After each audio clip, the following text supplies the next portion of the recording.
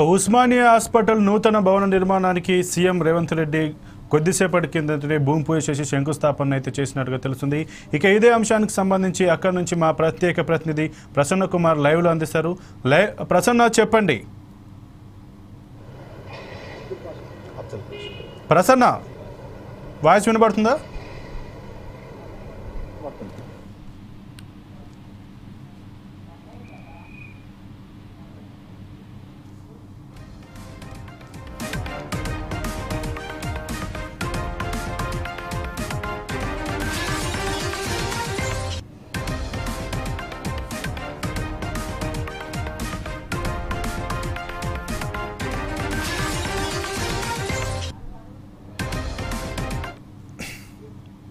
ప్రసన్న, చెప్పండి. సంపత్, ఈరోజు తెలంగాణ సువర్ణాక్షరాలతో వినబడుతుంది. చెప్పండి. ఉస్మానియా ఆసుపత్రిని హైదరాబాద్ నగరంలోని పేదవారి కోసము ఈరోజు సీఎం రేవంత్ రెడ్డి గారు భూమి పూజ చేయడం జరిగింది. ఉస్మానియా ఆసుపత్రి 3 ఎకరాల లోపల ఏదైతే గోషామహల్ స్టేడియం ఉందో స్టేడియం లోపల ఈరోజు భూమి పూజ చేయడం జరిగింది. దీనికి ఉప ముఖ్యమంత్రి బట్టి విక్రమార్క, అదేవిధంగా వైద్య శాఖ మంత్రి దామోదర్ రాజనరసింహతో పాటు స్థానిక ఎమ్మెల్యేలు, మేయర్ తో పాటు కాంగ్రెస్ నాయకులు అత్యధిక సంఖ్యలో పాల్గొనడం జరిగింది. పోలీసులు దీనికి అత్యంత కట్టుదిట్టమైన భద్రతను కల్పించడం జరిగిందని చెప్పవచ్చు. సంపత్, అయితే ఇప్పుడు లిఖించదగ్గరుదని చెప్పవచ్చు. హైదరాబాద్ నగరంలోని పేద వారి కోసము ఉస్మానియా ఆసుపత్రిని హైదరాబాద్ నగరంలోని పేదవారి కోసము ఈరోజు సీఎం రేవంత్ రెడ్డి గారు భూమి పూజ చేయడం జరిగింది. ఉస్మానియా ఆసుపత్రి 3 ఎకరాల లోపల ఏదైతే గోషామహల్ స్టేడియం ఉందో స్టేడియం లోపల ఈరోజు భూమి పూజ చేయడం జరిగింది. దీనికి ఉప ముఖ్యమంత్రి బట్టి విక్రమార్క, అదేవిధంగా వైద్య శాఖ మంత్రి దామోదర్ రాజనరసింహతో పాటు స్థానిక ఎమ్మెల్యేలు, మేయర్తో పాటు కాంగ్రెస్ నాయకులు అత్యధిక సంఖ్యలో పాల్గొనడం జరిగింది. పోలీసులు దీనికి అత్యంత కట్టుదిట్టమైన భద్రతను కల్పించడం జరిగిందని చెప్పవచ్చు. సంపత్,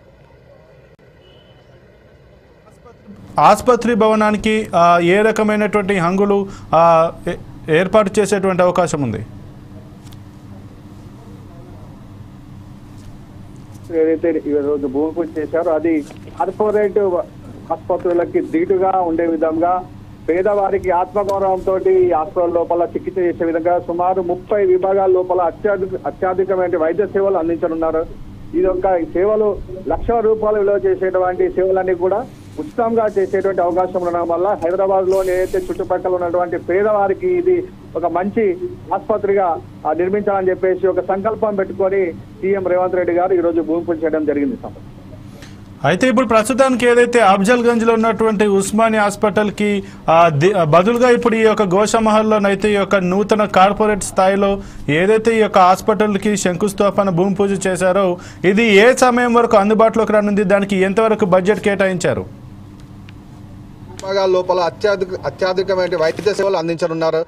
ఇది ఒక సేవలు లక్షల రూపాయలు విలువ చేసేటువంటి సేవలన్నీ కూడా ఉచితంగా చేసేటువంటి అవకాశం ఉండడం వల్ల హైదరాబాద్లో ఏదైతే చుట్టుపక్కల ఉన్నటువంటి పేదవారికి ఇది ఒక మంచి ఆసుపత్రిగా నిర్మించాలని చెప్పేసి ఒక సంకల్పం పెట్టుకొని సీఎం రేవంత్ రెడ్డి గారు ఈరోజు భూమి పూజ చేయడం జరిగింది. సంపత్,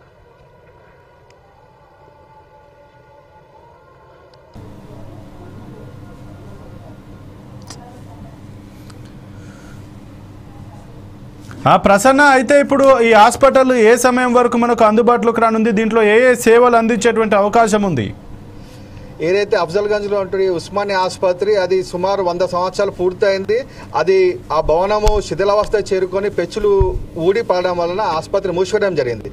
కానీ ఇక్కడ ఏదైతే ఉస్మానియా ఆసుపత్రి గోషామహల్ స్టేడియం లోపల ఏదైతే నిర్మాణం చేపడుతున్నారో దీనికి 2,075 కోట్ల రూపాయలు సుమారు కేటాయించడం జరిగింది. దీనిని 27 సంవత్సరం వరకు 2026-27 లోపు దీన్ని పూర్తి చేసి ప్రజలకు అందుబాటులో తీసుకొచ్చే లక్ష్యంతో ఈరోజు వారు భూమి పూజ చేయడం జరిగింది. సంపత్,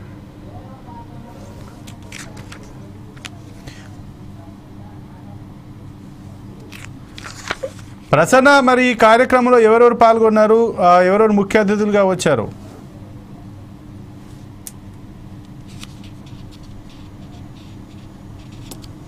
సేవలు దీంట్లో సేవలు అందించేటువంటి అవకాశం ఉంది. సంపత్,